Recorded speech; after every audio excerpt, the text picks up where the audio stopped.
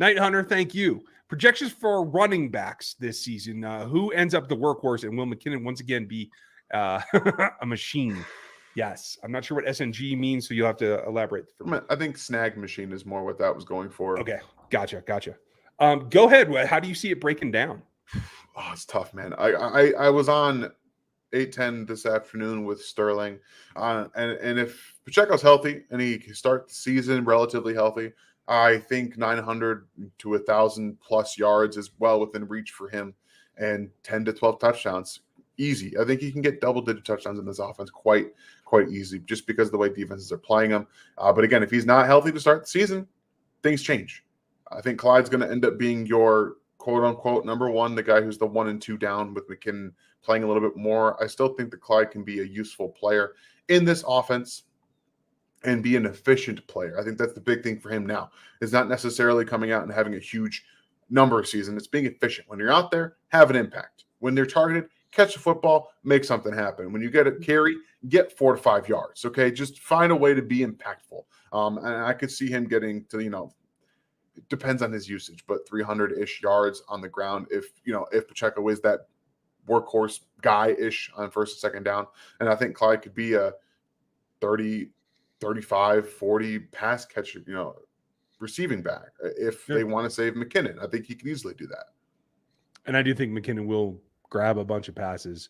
Yeah. I don't think he gets 9 touchdowns, but I think he probably gets another 4, something Easy. like that. Yeah. Thanks, Night Hunter. Appreciate you. A lot of involvement. Tom, appreciate you.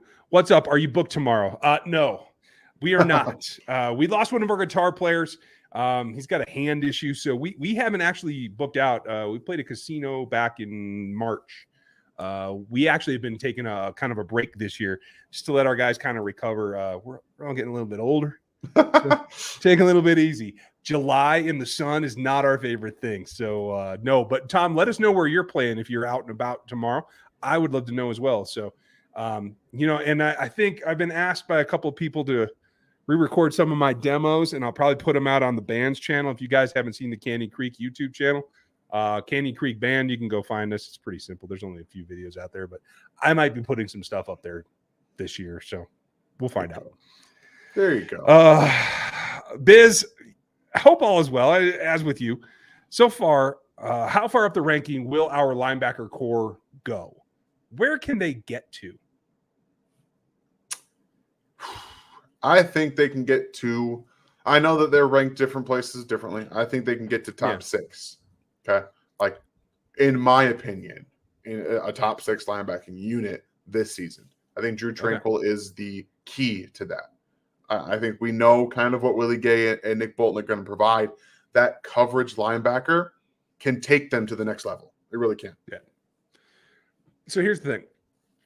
You have 2 100 tackle guys on this roster now. So if you're talking about making stops in between tackles, certainly, but making stops in the run game, in the short pass game, they can be elite. I agree with you. They can be top 6. If you're talking about overall like completion percentage or yards per pass given up, that remains to be seen, because it for me, it depends on the balance of where Tranquill is and whether Willie's out there too. I think they can get into the top 10 in that category, but it very much is a delineation about what we're talking about. Absolutely. I agree. Steve, is the difference between high school football and college more talent-based versus technique? What's the difference between college and NFL? It's a series of things. Go ahead.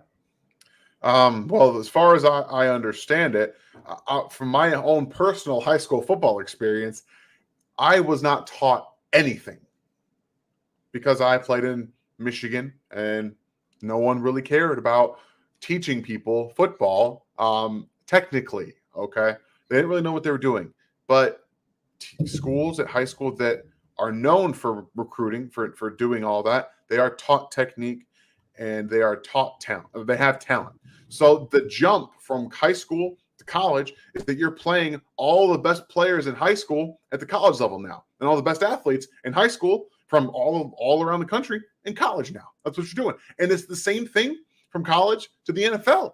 You're playing the very, very best athletes, the very, very best technicians, and the very, very most intelligent players from college in the NFL. So it's the technique stuff can get taught at college level, but you really see a lot of the guys who are figuring it out.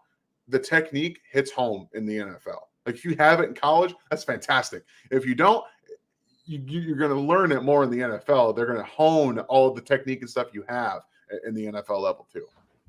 I think you said that very well.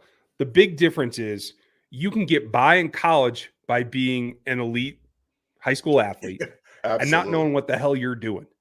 It happens every year. It's going to continue to happen. Ask Malik Willis.